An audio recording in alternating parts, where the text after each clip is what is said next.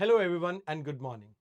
My name is Vivek Sharma, and today we're going to talk about the most important issues of the day. The first article is related to electronic component manufacturing scheme. Second article is related to Myanmar Thailand earthquake. Third article is about light combat helicopters. And last May, we will be talking about India's rising coal dependency. So these four articles are very important and crucial for our upcoming examination. So let's understand them one by one. The first article, if we talk about, earlier we used to have production linked incentive scheme. अब इस scheme के under होता क्या था? The government use to provide subsidies और you can say incentive for your increase in production. Let's say एक company है, company ए. अगर इस साल इस कंपनी ने 100 मोबाइल फोन को मैन्युफैक्चर किया है, तो अगले साल इसकी इंक्रीज प्रोडक्शन पे let's say 150 like mobile phone इसने मैन्युफैक्चर किए, उससे अगले साल 200 किए. तो जब तक ये अपनी प्रोडक्शन इंक्रीज करते रहेंगे तो गवर्नमेंट यहां पर इन्हें इंसेंटिव प्रोवाइड करते हैं on the basis of increase in production.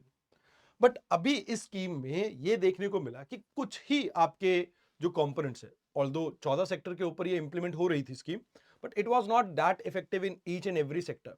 Pharma में बूस्ट देखने को मिला, इलेक्ट्रॉनिक्स इंडस्ट्री में बूस्ट देखने को मिला, बट बाय एंड लार्ज बाकी इंडस्ट्रीज में बहुत ज्यादा इंपैक्ट नहीं रहा, जैसे स्टील. तो यहां पर गवर्नमेंट ने अब एक नई स्कीम लॉन्च की है, that is electronic component manufacturing scheme. अब यहां पर गवर्नमेंट 22,000 करोड़ के आसपास खर्च करने वाली है.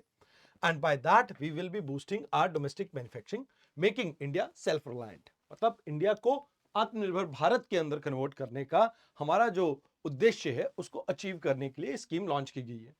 अब इसमें कई चीजें हैं, जैसे टर्नओवर लिंक्ड इंसेंटिव्स देखने को मिलेंगे, हाइब्रिड इंसेंटिव्स हैं जो हाईटेक कंपोनेंट्स के ऊपर देखने को मिलेंगे, कैपिटल एक्सपेंडिचर अगर आपने अच्छा किया है ऑन दैट बेसिस ऑल्सो यहां पर इंसेंटिव प्रोवाइड किए जाएंगे. तो हम यहां पर फोकस कर रहे हैं डोमेस्टिक वैल्यू एडिशन के ऊपर, जहां पर हम global and domestic supply chain के साथ इंटीग्रेट कर सकें.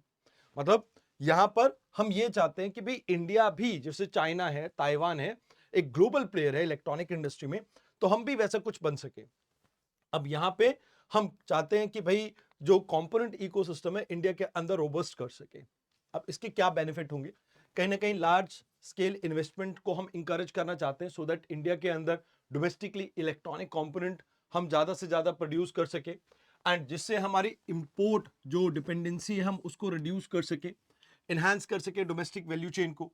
देन ग्लोबल सप्लाई चेन का भी हम पार्ट बनना चाहते हैं, तो हम यहाँ पर सेमीकंडक्टर इंडस्ट्री के जो आपके ग्लोबल सप्लाई चेन है उसको भी स्ट्रेंथन करना चाहते हैं, ताकि हम अपने एक्सपोर्ट को बूस्ट कर सके. ओवरऑल यहां पर हमारा टारगेट है लाइक अराउंड 60,000 करोड़ की हम इसमें इन्वेस्टमेंट करेंगे, एंड इससे एक्सपेक्ट कर रहे हैं हम वैल्यू एडिशन, जहां पर 4 लाख करोड़ के आसपास हम इंडिया के अंदर और ज्यादा इकोनॉमी में ऐड कर पाएंगे.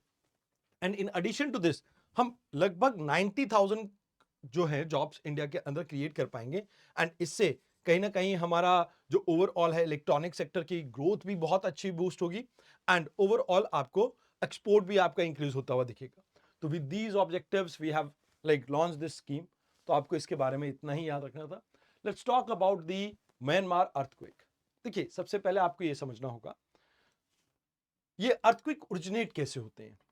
देखिए, अगर अर्थक्वेक की बात की जाए, अर्थक्वेक एक तरह का सडन शेकिंग या मूवमेंट ऑफ अर्थ को आप डिपिक्ट करते हैं, यानी एकदम से there is a sudden release of energy, that is known as your earthquake. तो यहां पे अर्थक्वेक के टाइम पे क्या होता है, जहां से अर्थक्वेक ओरिजिनेट होता है, लेट्स से ये आपका हार्ट है, हार्ट से जहां से आपकी हार्ट बीट ओरिजिनेट कर रही है उस पॉइंट को आप कहेंगे फोकस. तो जैसे ही जहां से अर्थक्वेक ओरिजिनेट होता है इस पॉइंट को कह देते हैं हम फोकस, और इसे अक्सर हाइपोसेंटर के नाम से भी जाना जाता है.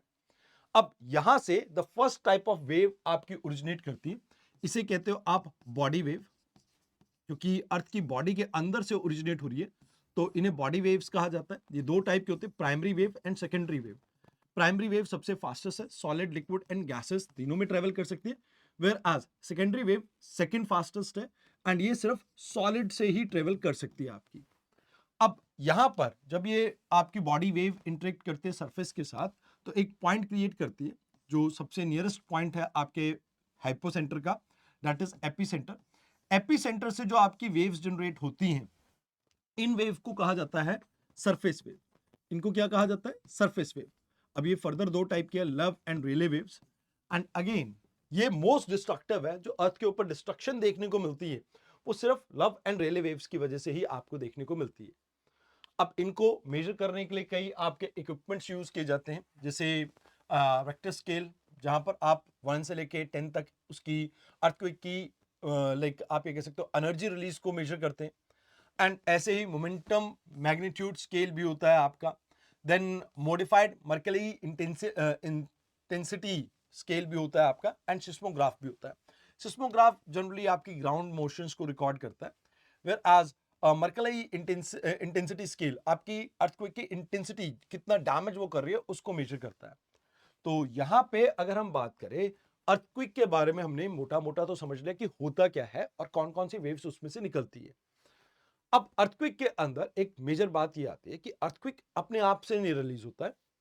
जैसे लेट्स से कई टाइप के अर्थक्वेक होते हैं, जैसे एक डैम इंड्यूस्ड अर्थक्वेक होता है। तो जनरली जब भी आपके फॉल्ट एरिया में एक टेंशन जोन बिल्ट होता है जिसमें एनर्जी ट्रैप होती है, उसके रिलीज से आपका अर्थक्वेक ओरिजिनेट होता है। तो जहां भी आपको टेक्टोनिक प्लेट्स की मूवमेंट देखने को मिले, कोई फॉल्ट लाइन देखने को मिले, या आपकी वॉल्केनिक एक्टिविटीज देखने को मिले, उन एरियाज में ये कॉमन है। वेयर एज प्रेशर चेंज होता है ह्यूमन की माइनिंग की वजह से भी, रिजर्वायर्स की वजह से भी, एंड कई बारी जो जैसे फ्रैकिंग होती है उसकी वजह से भी। तो यहां पर आपको यह समझना होगा कि ह्यूमन भी अर्थक्वेक को इंड्यूस कर सकते हैं। जैसे महाराष्ट्र में, आपने आज कमेंट सेक्शन में बताना है, एक रिवर के ऊपर हमने रिजर्वायर बनाया था, डैम बनाया था, उसके कारण डैम इंड्यूस अर्थक्वेक वहां पर देखने को मिला था। आपको कमेंट सेक्शन में बताना है वो कौन सी रिवर है जिसके ऊपर ये डैम बना था। अब ऐसा भी होता है कि कई बारी जब हम डैम रिजर्वायर क्रिएट करते हैं तो बहुत ज्यादा प्रेशर स्ट्रेस जनरेट कर देते हैं रॉक स्ट्रक्चर के ऊपर, एंड वहां से जब आपका स्ट्रेस वो रिलीज होता है तो उससे भी अर्थक्वेक ओरिजिनेट होते हैं। तो ये कई टाइप के आपके अर्थक्वेक हो गए। अब जनरली ये जो है आपको प्लेट मूवमेंट्स के आसपास देखने को मिलते हैं। तो दो टाइप की तो प्लेट मूवमेंट आपको पता ही होंगी, one is convergent, other one is divergent. तो इन बाउंड्रीज पे भी देखने को मिलता है, एंड प्लस यहां पर ट्रांसफॉर्म बाउंड्रीज है जहां पर स्लाइड पास करती है दो प्लेट्स एक दूसरे के, तो वहां पर भी ये देखने को मिलती है।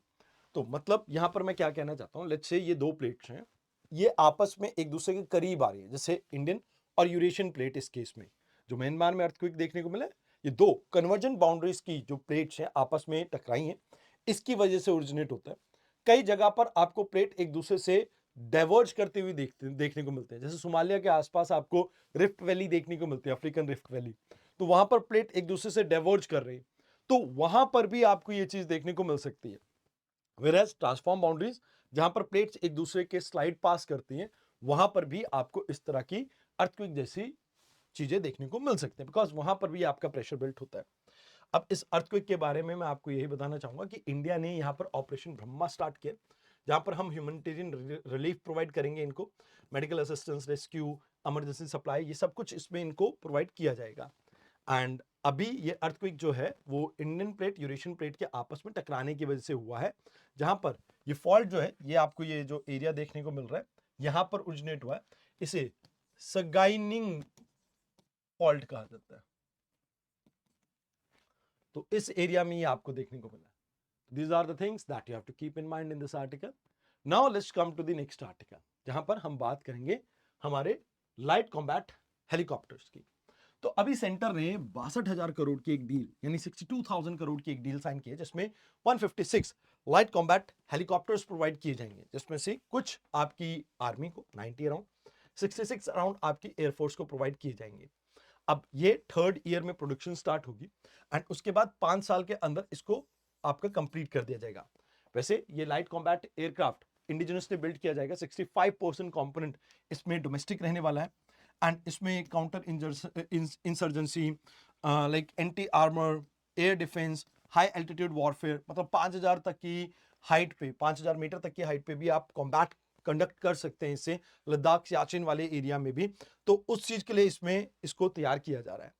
अब यहां पर इसके पास, जैसे मैंने आपको कहा, सियाचिन लद्दाख में लड़ाई कर सकते हो आप, एडवांस वेपन्स होंगे, एयर टू एयर मिसाइल्स होंगी, एयर टू ग्राउंड मिसाइल्स होंगी, स्टिल्थ फीचर्स रहेंगे जहां पर इसको आप रडार्स के ऊपर इजीली ट्रैक नहीं कर पाएंगे, ऑल वेदर कैपेबिलिटी होंगी, किसी भी टेम्परेचर पे, एक्सट्रीम इवेंट्स पे ये ऑपरेट कर सकता है। एंड वर्सटाइल मिशन जैसे एयर एंटी टैंक वाला हो, काउंटर इंसर्जेंसी या रेस्क्यू ऑपरेशंस या किसी भी तरह की देख रेख करने या एस्केप करने के लिए आप इसे यूज कर सकते हैं। तो these are the things that you have to keep in mind in the third article.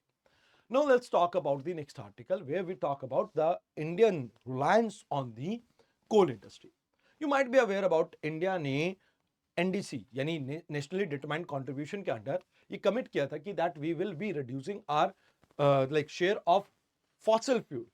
Means आपको ये पता होगा कि हमने क्या कहा था कि हम 50% अपनी एनर्जी किससे जनरेट करेंगे, रिन्यूएबल एनर्जी से करेंगे बाय द ईयर 2030।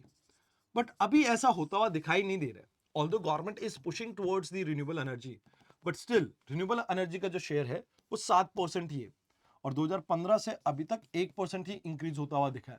वेयर आज फॉसिल फ्यूल की बात की जाए तो कोल का शेयर ऑलमोस्ट 9% से इंक्रीज हुआ है। ऑल्दो क्रूड ऑयल का शेयर डिक्लाइन किया है, नेचुरल गैस का शेयर जो है डिक्लाइन किया है, बट स्टिल आप ओवरऑल देखेंगे तो आपको यह देखने को मिलता है कि फॉसिल फ्यूल के ऊपर अपनी डिपेंडेंसी काफी हाई है। एंड इवन जो इंपोर्ट है, इंपोर्ट कम हुआ है बट स्टिल 26%, मतलब ऑलमोस्ट 1/4 अपना जो कोल है वो आज भी विदेश से आ रहा है। तो यहां पर यह कहा जा रहा है कि भाई ministry of statics and programme and implementation ने यह कहा है कि भाई हमारे एनर्जी स्टैटिस्टिक्स के अंडर जो ये रिपोर्ट पब्लिश की गई 2025 के अंडर, तो इसमें all the government is pushing towards renewable energy but still अभी भी कहीं ना कहीं बहुत ज्यादा आपको उसमें उछाल नहीं देखने को मिल रहा है, मतलब इंक्रीज नहीं देखने को मिल रहा है आपको रिन्यूएबल एनर्जी में। तो आइए आज के क्वेश्चन को प्रैक्टिस करते हैं जहां पर हम बात करते हैं electronics is a crucial sector for economy and electron strategic growth. Evaluate India's progress in electronics manufacturing over the last decade and role of government policies in transforming in this transformation. So in the first part you have to tell them about what is the importance of electronics sector in the Indian economy. After that you have to tell them ki how like government has done in the last 10 year, the government's performance in the last 10 year, and after that we will be focusing upon ki how policy plays an important role in transformation of these sectors. So these are the things that you have to keep in mind. I hope you write your answer daily. आप अगर अपने answer हर रोज लिखेंगे तो आप आने वाले समय में जब मेंस लिख रहे होंगे अपने कॉम्पिटिटर्स से काफी आगे निकल सकते हैं। तो make sure daily answer writing practice कीजिए मेरे साथ एंड आप इंश्योर कीजिए कि आप एटलीस्ट इन चीजों के बारे में जो मैंने आपको पढ़ाया है इनके बेसिस पे ही आप लिखें, थोड़ा गूगल रिसर्च कर लें इफ इट रिक्वायर्स, तो इससे आपके आंसर राइटिंग थोड़ी बेटर हो सकती है। तो आज के लिए इतना ही, धन्यवाद।